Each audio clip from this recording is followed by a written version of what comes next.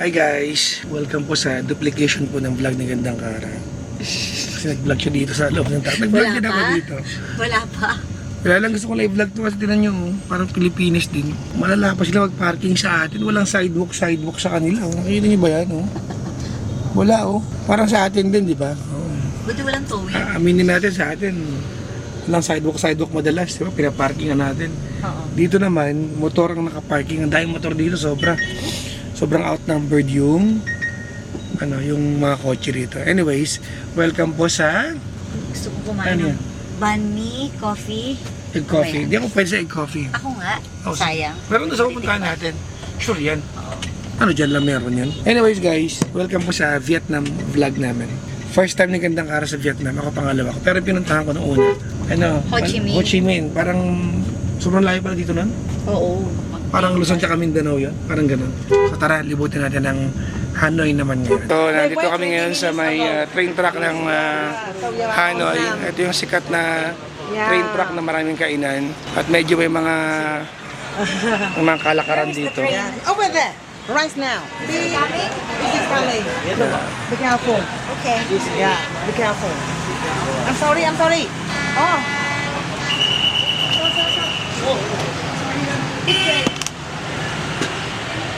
So yun na yung train guys. Ayan na guys Pero natutuwa ako, alam mo bakit? Bakit? May vegan sa katabing restaurant Oh, or vegetarian na yan, Oo. Op!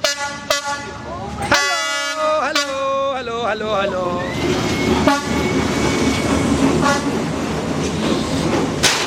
Ayan. Hindi ko naintindihan bakit ba tayo bakit ka ba nag-umawag sa train? Bakit ba? Meron tayong ganyan sa Pilipinas. Wala namang kainan sa gilid. Merong kainan karinderya.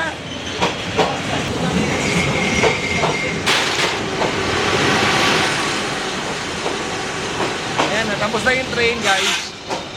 Ayan na, bye-bye train. Egg coffee you have? Egg coffee we have. Okay. This one. Okay. And nothing else, lady? What do you have for a vegan? Drinks? Meron na nga Drink. Coconut milk, please. Coconut coffee. Okay, coconut coffee you have? Okay, we have. Oh, very good. good. I have Yeah. everything you want. Okay. Yeah. You have everything I want? Yeah. Yeah, she has to order food first. Yeah, see all the food. Wait. What is your... Nakakatuwa kasi halos karamihan ng restaurant nila may vegan tsaka vegetarian option, no? So, ma-enjoy mo? Ayan. Siyempre si Ganda Kara, alam ko na yan. Lagi niya kakainin yung charot matikim. Kilala kita. Hindi totoong patikim lang. Kwentahin mo nga. 150 to Mga nasa... Magkano kaya? 150,000? Ganun yung pera dito guys 150, 200. Yung buko juice kagabi parang 60,000, parang ganun. 330 pesos. Okay lang, sakto lang, manageable. Mahal. Hindi, sakto lang. Naglagay pa sila ng tray, tapos 300 lang siningal nila Bagay. Okay na yan. Kain tayo guys. Feeling ko may enjoy ko itong Vietnam. Kasi ang daming vegan. Vegetarian. Oo, ang daming vegan. Saka vegetarian, saka vegan option. Huh? Masarap na yan. Sabi na tayo eh. Okay. Sorry. Sorry. It's okay. Naturuan nila yung bata mag-serve. Family business. Nalaglag yung chopstick. Sorry. Parang eucalyptus, maanghang. So, gulong-gulo po si Cara sa pagkain niya kasi hindi siya marunong kumain ng gulay. Kaya nga Bawat subo pwede kang kumain sa dahon. Ganun naman yun. having a hard time. Bawat subo pwede kain sa dahon. Masarap yung mo kasi sa akin. Well, masarap naman pagkain ng vegetarian. Masin to. Masarap pagkain ng vegetarian. Ayaw mo kasi kumain ng vegetarian. Pagkain ko guys. So, tofu, tapos meron akong dumpling. Pangalawang order ko na. Ito yung pinaka-release trend nila. May ganito naman sa atin Pero walang kainan. Ha? Dapat lagi na. Meron nga, may karinderya nga sa mga gilid. Hindi lang dinadayo ng turista. Pwede bang walang karinderya doon? Meron karinderya doon. Pwede pala mag-inuman dito. Dali ka. Lakar natin yung release trend. So, itong stick na to puro kainan. Ito yung nakikita nyo sa Sa mga reels. sa mga reels. Ito yung sa taas, pwede ka dyan. Ito doon kami bubong ng tren. Ayan, mga kainan. Nakaharap lahat sa ano. Nakaharap lahat sa tren. Oh, maliliit lang yun, maiksi lang oh. At may nagpapaligo ng dog. Ayun oh. Ayan. So, ito yung train street nila. Old Quarter Train Street yata ang tawag dito. Ayaw mo na maglakad. Eh, malayo na yan. Halika, doon tayo. Maglakad, nandito na rin lang tayo. Ha? Mag-exercise tayo. Ako pa sinabihan mo na exercise. Ayos ah. Sumama ka sa bundok ah. Exercise pala ah. Hindi ito na. May akyat ako sa September 15. Birthday climb ko yon. Ha? Ngayon. Sama ka? Ha? Ah? Di ka kasama? Tingnan ko. Kasama nga yung mga taga anytime na kasama natin, di kasama. Hindi ko alam kung totoo, pero sabi kanina sa amin, dumadaan lang yung train ng 11:50, tama? No? At alas 5 ng hapon. So, itong street na to, nabubuhay siya ng lunchtime tsaka papadinner. So, inaantay ng tao yon yung lunchtime tsaka dinner. Para magkape-kape sa gilid, panoorin yung train. Wala namang special sa train eh. Train lang din. Kamukhang-kamukha ng PNR natin. As in, ganun. Yung bago niya, parang PNR. Pero, kumbaga parang ito yung ino-offer ng Hanoi na tourist attraction. So, parang hindi kompleto yung punta mo ng Hanoi pag hindi mo napuntahan tong train street na to. So, pinuntahan natin. Kahit meron akong PNR sa Pilipinas. Ito na yung pinaka-crossing nila. Yung si Gandang Kara, oh. Nakikita nyo ba? Ito na yung pinaka-crossing nila. Busy street. Ito na yun. Hindi ko alam kung praning lang kami pero nakakaduda yung mga lapit-lapit eh. Tapos didikit-dikit sa'yo. Madaming offers. Oo. In-scam na kami kagabi sa taxi. Eh medyo our guards are up. Medyo nag-iingat na kami. Tapos ano, Hindi na siya ulit. medyo makulit sila kasi ano, medyo tawag nito, pipilitin ka nila. Kasama naman sa anak buhay yun, kaya lang syempre, weary lang kami.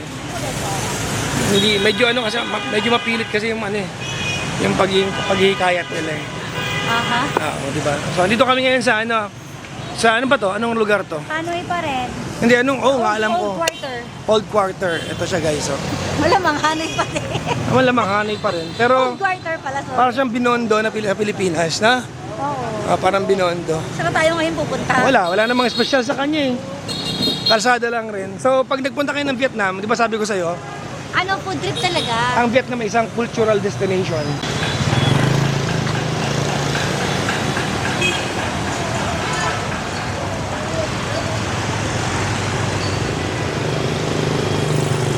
Para kami nasa Raon na dito ngayon. Tindahan ng electric fan, ng mga fluorescent, aircon, motor sa patubig. Dito na kami ngayon. Kaya ano pwedeng gawin? Halo-halo eh, may kainan, may tindahan ng electric fan, patubig, ref, aircon, kung ano-ano. Tapos ibang klase mga motor dito, nagsasalubong sa gitna ng daan. Parang bigla kang masasagasaan eh. Oo. Dahil parang ganito rin tayo magmaneho at magparking. Wala silang pipip no kapag may masasagasaan. Mahilig sila busina. Ayan o, narinig mo? Ha? May sign yun. Oo, kita mo? Ayun, busina. So, papunta dapat kami doon sa isang tourist destination, cultural visit, yung mga prison nila. Akala ko mapupunta ka tayo dun. Pero, pabalik tayo, di ba mag-rent muna tayo ng motor? Yun nga, More laka. yung lakad papunta doon sa, ano yun? Sa prison, ano? Walo. Walo prison. Prison relic. Ay pareho lang ng layo doon sa rentahan ng motor. So magrerenta muna kami ng motorsiklo. Naglalakad kami. Makikita kami ng aircon na na inuman ng coffee. At Hulas na mga tinawag kami ng coffee. Iced coffee. Kaya dito kami ngayon. Magkakape muna kami. Ang init po sa Taiwan. Ito, nasa aircon kami ngayon. Labas, so grabe. Paglabas mo pala, sobrang init. Ang lala. Kara, Ano? ginagawa mo? Ha? Hulas na ako. So pagkat kami ng motorbike, ayun no? Pagkat kami ng motorbike. At kami ayun mag-motor. Signature? Okay.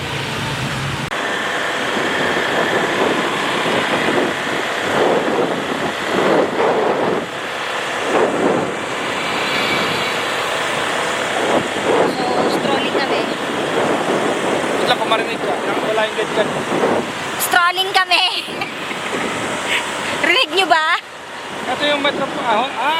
Hotel. Hotel Metropole. Ano to? Hanoi.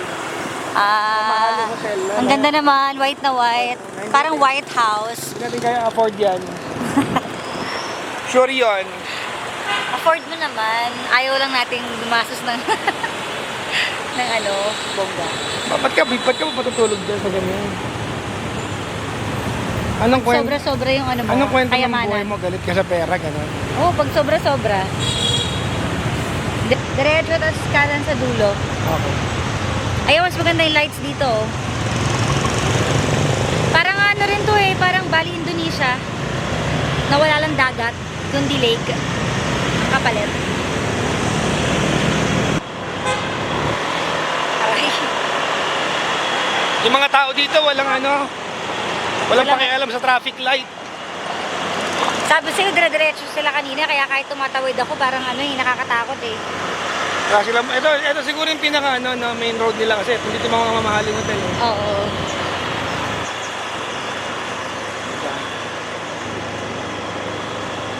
Ang saya.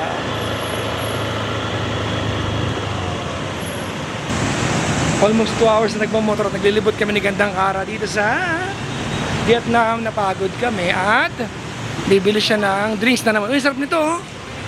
Itong apple. Gusto ko yan. May merienda lang kami. Yung paligid namin kung makikita niyo, parang Pilipinas talaga. Although pag nagpunta ka dyan sa sa looban, punong-puno ng mga spa, ginitan, kainan, yung mga parang walking street yan, marami dyan. So ito yung lugar namin, tulay, parang nasa nagtahan lang. Pagod kami. Anyways, magpapahinga lang kami saglit, tapos pupunta namin sa train station, papunta ng Sapa, magdamag kaming babiyahe sa train. 7 hours ata, 7.5 hours yung Sapa from Hanoi. Para siya siguro Maynila hanggang Naga City, ganun kalayo, no? Tuloy-tuloy kasi train siya. Mga ganun kalayo siguro, mga 7.5 hours eh. So ano yun, overnight train ang tawag nila, 10 PM aalis. Dito kami ngayon sa may train station. Parang ito, central terminal ng mga train to, going out of Hanoi to different provinces. Parang siyang mini airport, may mga schedule board siya. Hindi lang nakikita ninyo. Doon. Tapos may second level siya. May sariling lobby. At mga tao dito nakamaleta lahat. Ayan, nandito kami ngayon. Kasi nandito yung departure train namin going to Sapa. At tignan nyo naman itsura ng papa ninyo, guys. Oh. Wow! Chinelas! Chinelas! All the way. Muulan kasi. So bago umalis, kailangan makakain kami ng Gandang Kara. So guys, ito na yung extra ng first vlog ko sa Vietnam. Nandito na kami sa may sleeper train going to Sapa, Vietnam. At kakain tayo ng dinner natin. Nag-take out tayo ng pansit. Tsaka ng ang tawag to? Ano to? Shanghai, parang Shanghai na vegetarian. So, pansit tsaka Shanghai. Ako gusto kong kumain. At Kakain ka ulit? So, gusto kong matulog. Ano ba yan? Ayoko kasi natutulog ako ng gutom. Ako din mamaya yung banh mi ko. Para mas malinaw dyan. Kasi sa camera ko. Sa camera ko ang labo. Masarap. Suma? Hello. Suma? Hindi ko busog na ako. Yeah. Ito po yung aming maliit na cabin. Doon siya yung kanyang Hello. pwesto. Ayan. Ayan. At dito po ako. Dito kayo matutulog ngayon. Ito na yung pinaka-ano namin sa hotel. Train. Oo. One night kami Diba? sa train. So, ayan. Yun lang guys. Thank you for watching this vlog. Maraming salamat. Abangan nyo yung part 2 nito. Nasa Sapa na kami. Sapa, Vietnam. Thanks for watching. Bye-bye. Bye ka na. Bye! Bye. Bye. Bye guys. Bye.